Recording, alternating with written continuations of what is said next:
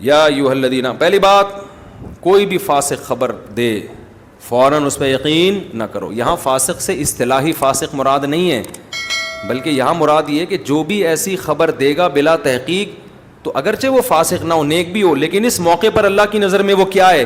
فاسق ہے. یہ تفسیر ہم نے کیوں کی ہے، یہ ایک تفصیل طلب مسئلہ ہے.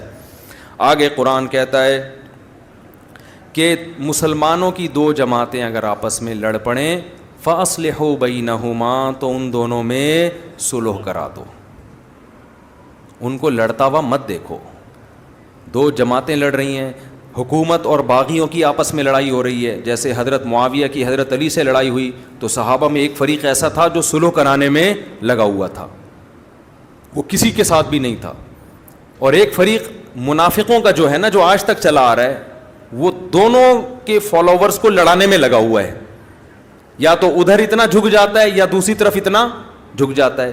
تو حضرت حسن رضی اللہ تعالیٰ عنہ کا شمار ان لوگوں میں ہے جنہوں نے دونوں فریقوں میں صلح کروائی. حضرت معاویہ کے ہاتھ میں بیعت ہو کر جنگ سے دستبردار ہو گئے. تو اللہ کس کو پسند کرتا ہے؟ بولو نا، صلح کو پسند کرتا ہے. تو گھروں میں بھی جب لڑائی ہوتی ہے آپس میں کیا کرانی ہے؟ صلح. اچھا، اسی طرح ایک اور بات یاد رکھو، یہ بات بھی تھوڑی سی چبھے گی. اسٹیبلشمنٹ، عدلیہ اور حکومت، ان تینوں کا اگر آپس میں اتحاد ہو جائے، اس اتحاد پہ خوش ہونا چاہیے، غم زدہ نہیں ہونا. ہمارے ہیں نا، اب اس تینوں متحد ہو جائیں تو اس پہ غم ہونا شروع ہو جاتا ہے، یہ ہو کیا گیا، یہ تینوں متحد ہو گئے اور عدلیہ اور حکومت اور اسٹیبلشمنٹ، اس کا مطلب سب بک گئے ہیں. تو عجیب، پتہ نہیں کس قسم کے ہم لوگ نفسیاتی بیمار بن چکے ہیں قومی لحاظ سے. یعنی ہمارا مسئلہ پتہ ہے مجھے جو اب تک تجزیہ ہو رہا ہے نا، جو جتنی فساد کی بات کرے گا ہم اس کو ہیرو سمجھیں گے الا ماشاء اللہ، اور جو جتنی الٹی الٹی باتیں ملک میں آ کے کرے گا لڑوانے کی، اس کو کیا سمجھا جاتا ہے کہ یار یہ صحیح ہوگا. کچھ ایسا سیٹ اپ چل رہا ہے. اور جو زیادہ مجھے ایسا ابھی زیادہ کھل کے میں بول دوں گی کن لوگوں میں یہ مرض زیادہ ہے، وہ بولو گے تو پھر میں پٹوں گا. یہ مرض کن لوگوں میں زیادہ ہے یہ میں نہیں بتاؤں گا. اچھا میرے بھائی، یہ مخلص لوگوں میں زیادہ ہے، اتنا تو میں کہہ سکتا ہوں. یہ خراب لوگوں میں یہ مرض زیادہ نہیں ہے، یہ نیک لوگوں میں یہ مرض زیادہ ہے. وہ بیچارے سمجھتے ہیں کہ جو اچھی بات کر رہے ہیں نا یہ بکا ہوا ہے. صحیح ہے نا، یہ بکا ہوا ہے، بس یہ ایک دماغ بن چکا ہے. اچھا بھائی آگے چلتے ہیں ہم. تو قرآن کہتا ہے کہ لا یسخر قوم من قوم، اے ایمان والو ایک قوم دوسری قوم کا مذاق نہ اڑائے. پٹھان پنجابی کا، پنجابی مہاجر کا، مہاجر پٹھان کا، وہ سرائکی کا. یہ گندے نعرے ہیں، اللہ کو بالکل بھی پسند نہیں ہے. قوموں پہ جو لطیفے بنتے ہیں وہ بھی ناجائز اور حرام ہے. لوگوں نے لطیفے بنائے ہوتے، ایک پنجابی یہ کر رہا تھا، ایک پٹھان یہ کر رہا تھا، ایک سرائکی گئی.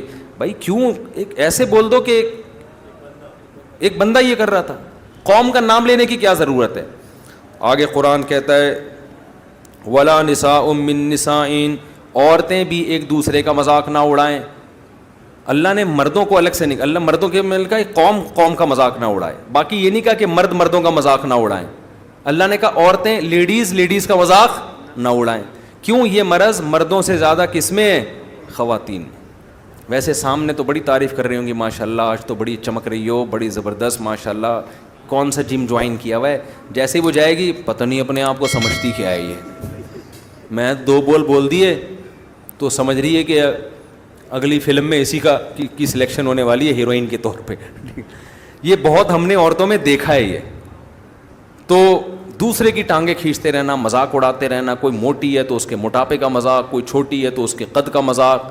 بھائی یہ قد، موٹاپا، دبلا ہونا، کالا ہونا، گورا ہونا یہ اپنے اختیار میں نہیں ہے. قرآن کیا کہتا ہے؟ وجوہ یومئذ مسفرہ، بہت سے سیاہ چہرے قیامت میں روشن، اور بہت سے روشن چہرے قیامت میں سیاہ ہوں گے. تو اعمال دیکھو، اعمال